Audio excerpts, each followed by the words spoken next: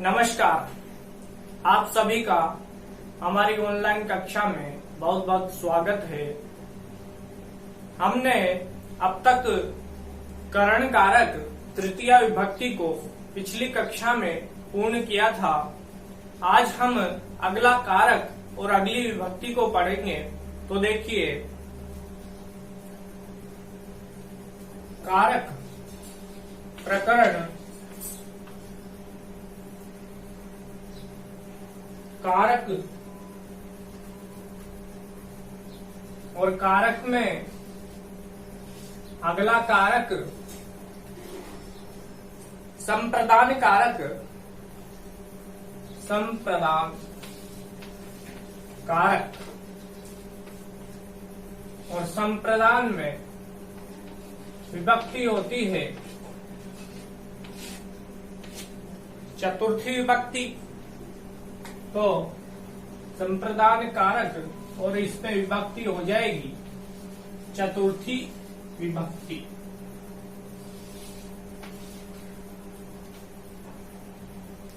अब संप्रदान किसे कहेंगे यह जानना आवश्यक है। तो दान के कर्म के द्वारा जिस व्यक्ति को प्रसन्न या खुश किया जाता है उसे संप्रदान कहते हैं। उस व्यक्ति की संप्रदान संज्ञा होती है और संप्रदान संज्ञा होकर के चतुर्थी विभक्ति का प्रयोग होता है। तो इस संप्रदान कारक का पहला सूत्र देखिए।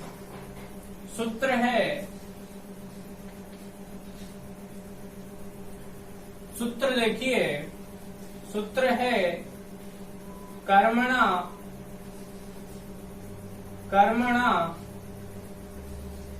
यम्भि प्रेति। कर्मणा यम्भि प्रेति स संप्रदानम।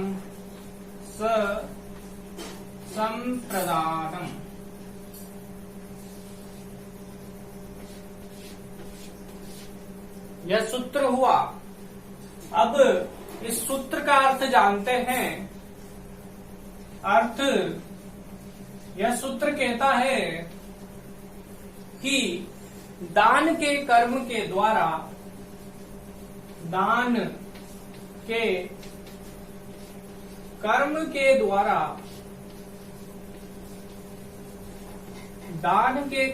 द्वारा जिसे प्रसन्न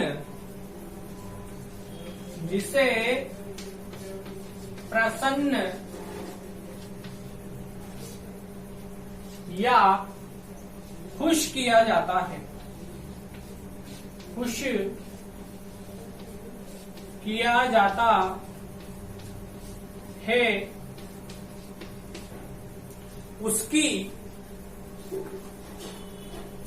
उसकी संप्रदान संज्ञा होती है। उसकी संप्रदान संज्ञा होती है। और संप्रदान संज्ञा होती है तो संप्रदान में कौन सी विभक्ति होती है? चतुर्थी। संप्रदान में विभक्ति होती है चतुर्थी। अब यह इस सूत्र का अर्थ हुआ। अब इस अर्थ को हम उदाहरण के माध्यम से समझते हैं। तो देखिए, उदाहरण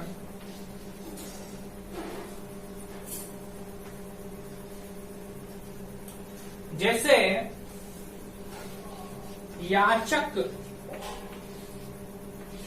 याचक को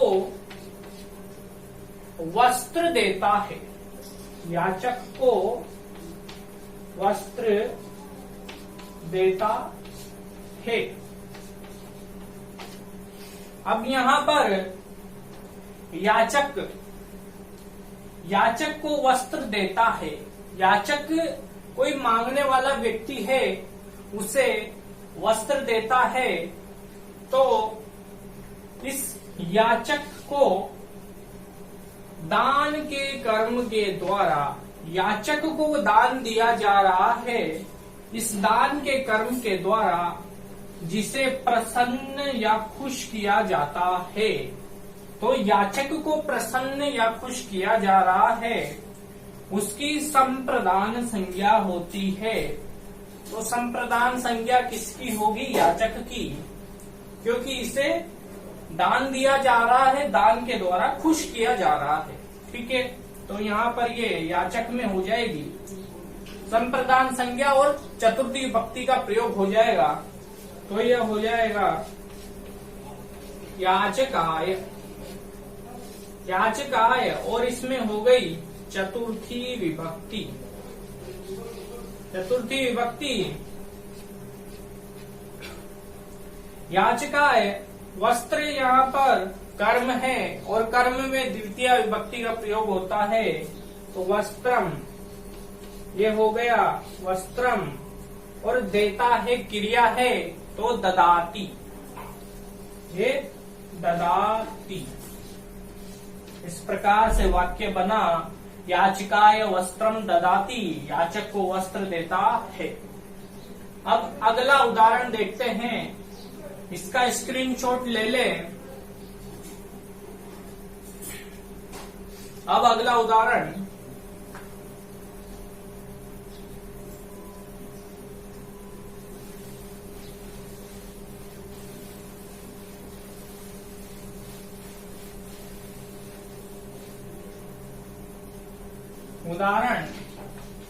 राजा ब्राह्मण के लिए गाय देता है। ब्राह्मण के लिए गाय देता है, गाय देता है। अब इस वाक्य में देखिए, राजा यहाँ पर करता है और राजा देता है, तो यह क्रिया है देना, और गाय यहाँ पर है कर्म, और ब्राह्मण के लिए देता है, तो यह ब्राह्मण के लिए देता है। यह यहाँ पर क्या है? राजा ब्राह्मण के लिए गाय देता है, तो गाय का दान कर रहा है राजा, और ब्राह्मण को संतुष्ट कर रहा है, प्रसन्न कर रहा है, खुश कर रहा है। इसीलिए जिसे प्रसन्न किया जाए या खुश किया जाए, उसमें संप्रदान संज्ञा होती है और चतुर्थी विभक्ति का प्रयोग होता है। इसीलिए यहाँ पर यह संप्रदान संज्ञा हुई है, इसकी ब्राह्मण की संप्रदान संज्ञा, और संप्रदान में चतुर्थी विभक्ति का प्रयोग हो जाएगा, तो यह वाक्य बन जाएगा राजा करता है, तो यह बना निरपह, और ब्राह्मण की चतुर्थी विभक्ति हो जाएगी ब्राह्मणाय, तो यह हो गया ब्राह्मणाय, ब्राह्मणाय। और गाय कर्म है द्वितीय विभक्ति, तो यह हो गया गाम, और देता है तो ददाती, ददाती। इस प्रकार से वाक्य बना, निरपह ब्राह्मणाय गाम ददाति। राजा ब्राह्मण के लिए गाय देता है। यह पूरी तरह से सूत्र स्पष्ट हुआ। अब अगला सूत्र देखते हैं, इसे लिख लीजिए। अगला सूत्र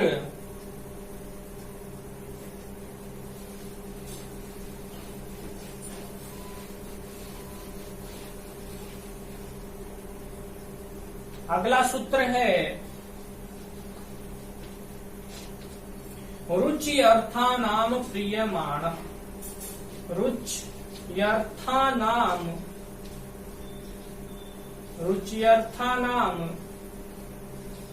प्रीयमाणः, यह सूत्र हुआ। रुच्यर्थानाम प्रीयमाणः, यह सूत्र हुआ। अब यह सूत्र क्या कहता है वह जानते हैं। तो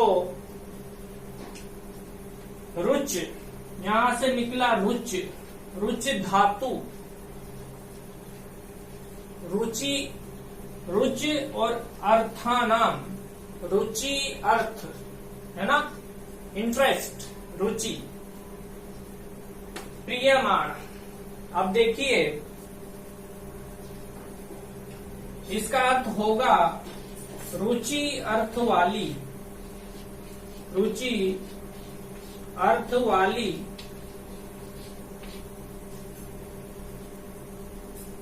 रुचि अर्थ वाली धातुओं, धातुओं के प्रयोग से, रुचि अर्थ वाली धातुओं के प्रयोग से प्रसन्न होने वाले, प्रयोग से प्रसन्न होने वाले, प्रसन्न होने वाले व्यक्ति की, जो व्यक्ति प्रसन्न होता है उस प्रसन्न होने वाले व्यक्ति की संप्रदान संज्ञा होती है। कौन सी संज्ञा होती है?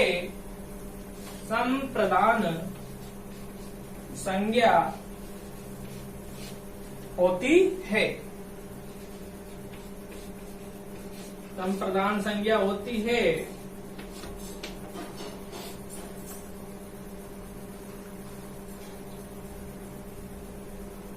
अब देखिए दूसरी बात,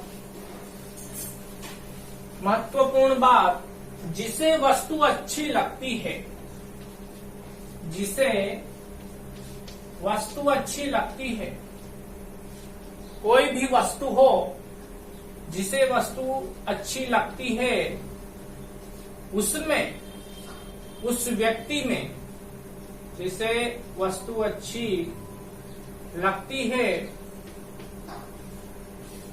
उसमें चतुर्थी विभक्ति होती है। जिसे वस्तु अच्छी लगती है उसमें चतुर्थी विभक्ति होती है, उसमें चतुर्थी,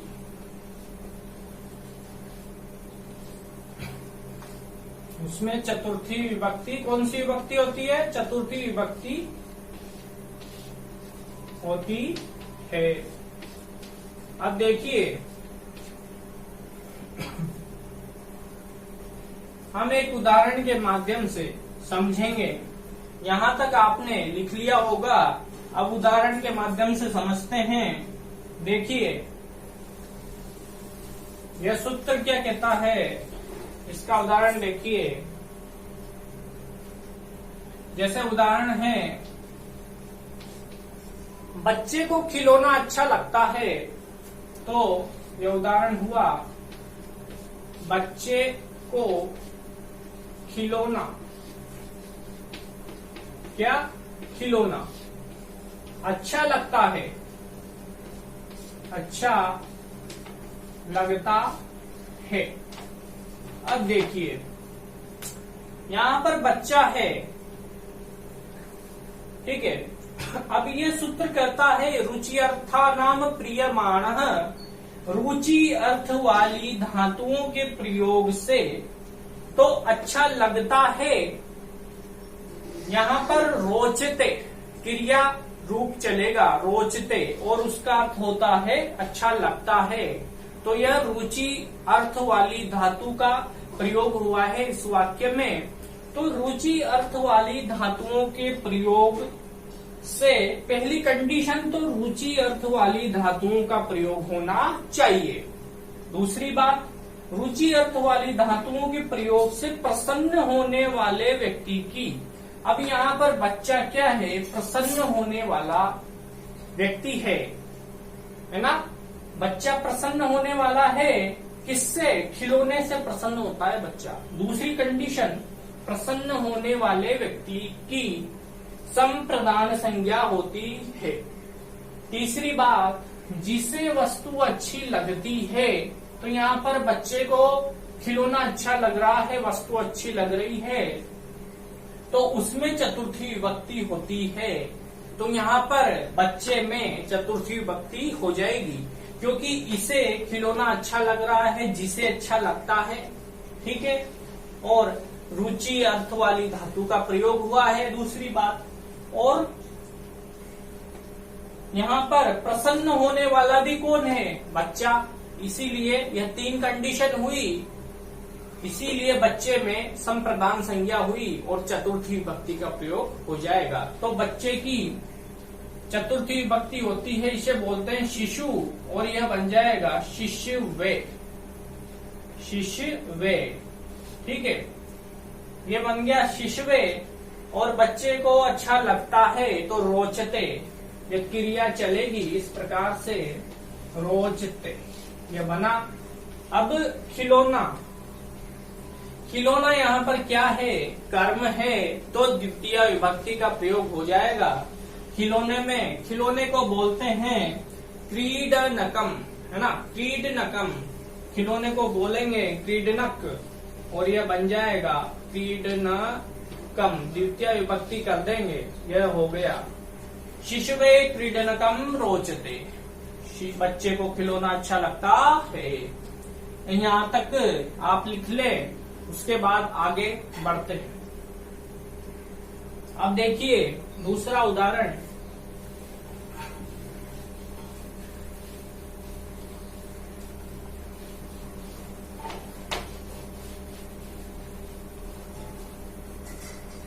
दूसरा उदाहरण इसका, बालक को लड्डू अच्छा लगता है। तो देखिए, बालक को लड्डू अच्छा लगता है, बालक को लड्डू अच्छा लगता है। अब देखिए इस उदाहरण में, बालक को लड्डू अच्छा लग रहा है, बालक प्रसन्न है, बालक और जो प्रसन्न होता है उसमें चतुर्थी विभक्ति होती है, ठीक है। तो यहाँ पर बालक की चतुर्थी विभक्ति हो जाएगी बालकाय, बालकाय। अब लड्डू यहाँ पर कर्म है, तो यह बन जाएगा, कर्म में द्वितीय विभक्ति, तो यह बन गया मोदकम। और अच्छा लगता है, रुचि धातु का प्रयोग हुआ है, तो रोचते क्रिया बन जाएगी, रोचते।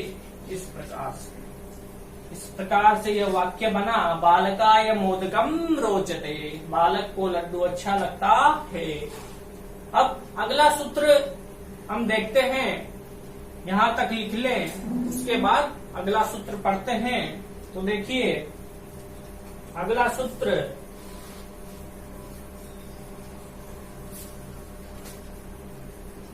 अब देखिए अगला सूत्र,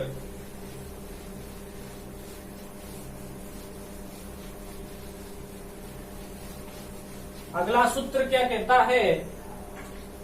अगला सूत्र है क्रुद्ध,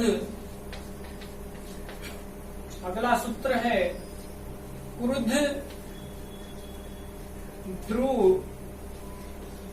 ईर्ष्या, ईर्ष्या, क्रुद्ध ध्रुव ईर्ष्या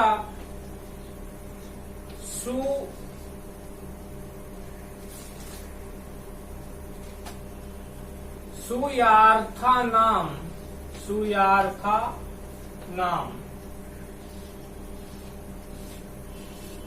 सूत्र क्या हो गया?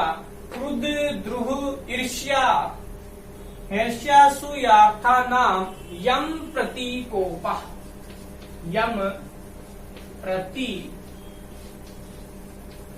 कोपः। अब इस सूत्र के बारे में जानते हैं। सबसे पहले देखिए, इसमें यहाँ पर क्रुद्ध धातु है और यह द्रुह धातु है, और यहाँ से निकला ईर्ष्या, ईर्ष्य धातु, और यहाँ से असूय धातु। कितनी धातु हो गई विद्वानों?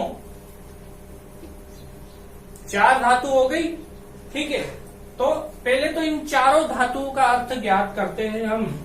तो देखिए, इन चारों धातुओं का अर्थ देखते हैं। सबसे पहले क्रुद्ध धातु। क्रुद्ध, क्रुद्ध का अर्थ होता है क्रोध करना, तो यह बना क्रोध करना। इसके बाद अगली धातु है द्रुह धातु, तो यह द्रुह धातु। इस द्रुह धातु का अर्थ होता है द्रोह करना। द्रोह का अर्थ क्या होता है? द्रोह करना।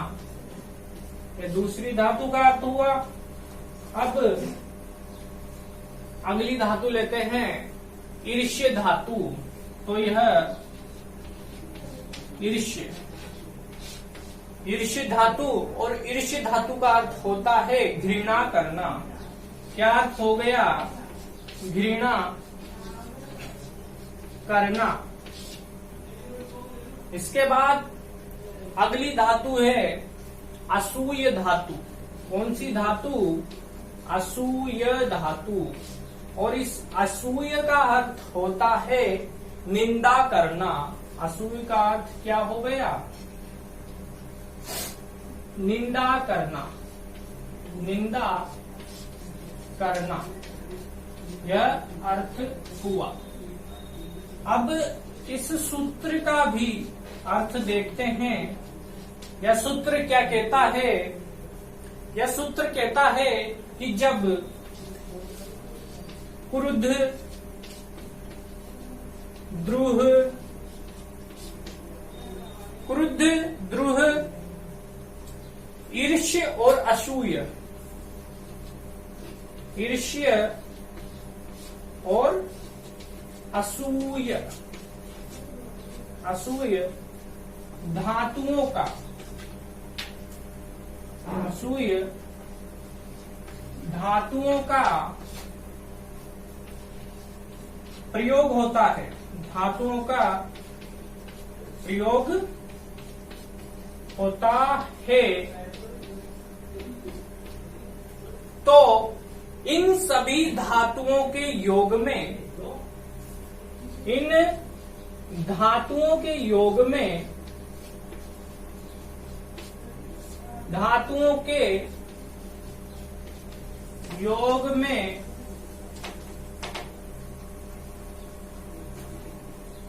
जिसके प्रति क्रोध आदि किया जाए, जिसके प्रति क्रोध आदि किया जाता है, क्रोध आदि किया जाता है, उसकी संप्रदान संज्ञा होती है। उसकी संप्रदान संज्ञा कौन सी संज्ञा होती है? उसकी संप्रदान संज्ञा होती है। इस प्रकार से यह इस सूत्र का अर्थ हुआ। और संप्रदान संज्ञा होती है तो चतुर्थी विभक्ति का प्रयोग हो जाता है। अब इस अर्थ को हम उदाहरणों के माध्यम से समझते हैं। तो देखिए,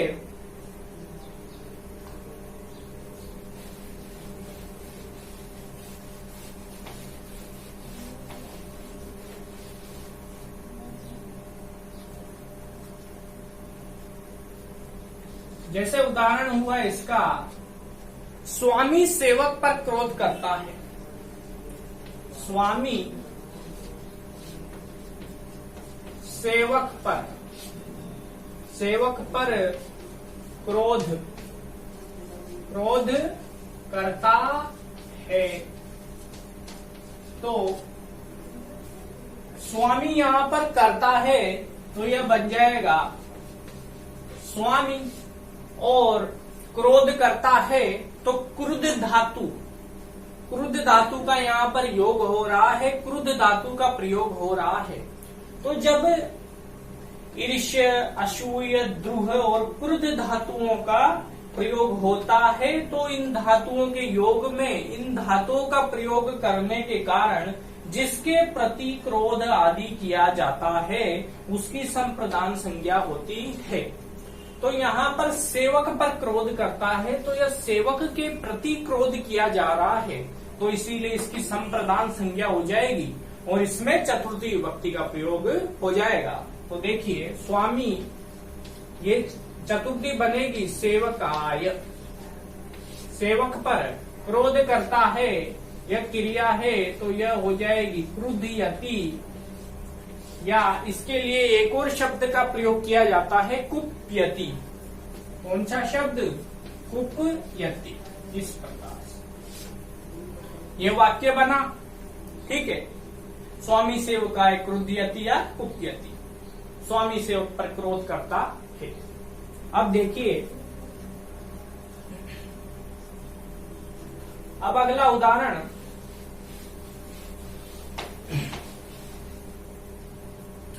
दुर्जन सज्जन से द्रोह करता है।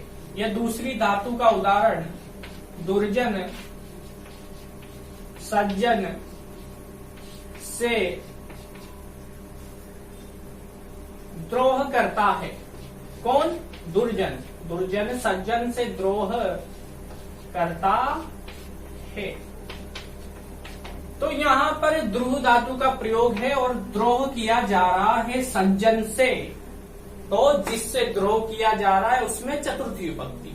तो दुर्जन सज्जन से द्रोह करता है तो यह तो बना कर्ता दुर्जन, और सज्जन के प्रति क्रोध कर रहा है इसलिए चतुर्थी विभक्ति, तो यह बन जाएगा सज्जनाय। इस प्रकार से, और द्रोह करता है तो यह इसके रूप चलेंगे द्रुह्यति। इस प्रकार से द्रुह्यति यह वाक्य हुआ।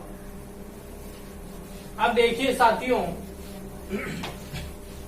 अगला उदाहरण और अगली धातु ईर्ष्य धातु। तो राक्षस, अगला उदाहरण राक्षस, हरि से, इनको साथ के साथ लिखते चले। राक्षस हरि से ईर्ष्या करता है। तो यहाँ पर राक्षस क्या है? कर्ता, तो यह बन जाएगा राक्षस। यह क्या बन जाएगा? राक्षस। करता है क्योंकि ये कर्ता राक्षस, और हरि से ईर्ष्या करता है तो हरि के प्रति ईर्ष्या की जा रही है, इसलिए हरि में चतुर्थी विभक्ति का प्रयोग हो जाएगा। तो यह बन जाएगा हरये, चतुर्थी विभक्ति। और ईर्ष्या करता है तो इसके रूप चलेंगे ईर्ष्यति। कैसे चलेंगे रूप? ईर्ष्यति। इस प्रकार से यह बन गया वाक्य, राक्षस हरये ईर्ष्यति। राक्षस हरि से ईर्ष्या करता है। यह वाक्य हुआ। यहां तक क्लियर हुआ। अब अगला उदाहरण देखते हैं और अंतिम धातु को देखते हैं दोस्तों। यहां तक आपने लिख लिया होगा। अब देखिए अंतिम उदाहरण और अंतिम धातु। जैसे दुर्जन सज्जनों की निंदा करते हैं। यह उदाहरण हुआ, दुर्जन सज्जनों की क्या करते हैं? निंदा करते हैं। ठीक है। तो निंदा जो शब्द है यह असूय धातु का अर्थ है निंदा करना, तो असूय धातु का प्रयोग हो गया। ठीक है। दुर्जन क्या है यहाँ पर? कर्ता। और दुर्जन सज्जनों की निंदा करते हैं, तो दुर्जन भी यहाँ पर बहुत सारे हैं और यह दुर्जन बहुवचन है, इसीलिए यह कर्ता है और दुर्जन कर्ता जो है इसका बहुवचन रूप हो जाएगा दुर्जनाः, दुर्जना। और सज्जन भी बहुत सारे हैं, तो सज्जन के प्रति निंदा की जा रही है, तो इसीलिए इसमें चतुर्थी विभक्ति का प्रयोग होगा। और चतुर्थी विभक्ति का बहुवचन रूप सज्जनों बहुत सारे हैं, तो सज्जनेभ्य बनेगा, तो यह बन जाएगा सज्जनेभ्य। इस प्रकार से यह बना सज्जनेभ्य चतुर्थी विभक्ति। और निंदा करते हैं, तो दुर्जन करते हैं निंदा, तो कर्ता के अनुसार क्रिया आएगी। कर्ता है बहुवचन का, तो क्रिया भी बहुवचन की, तो असूयन्ति यह क्रिया हो जाएगी। क्रिया क्या हो जाएगी? असूयन्ति। इस प्रकार से यह असूयन्ति, यह बना वाक्य। दुर्जनाः सज्जनेभ्यः असूयन्ति, दुर्जन सज्जनों की निंदा करते हैं। यह 4 धातुएं हुई और 4 उदाहरण हुए। इस प्रकार से यहाँ तक बिल्कुल स्पष्ट समझ में आया होगा आपको, ठीक है? यहाँ तक क्लियर हुआ। अब दोस्तों हम अगली कक्षा में मिलते हैं। आज के लिए इतना ही। नमस्कार।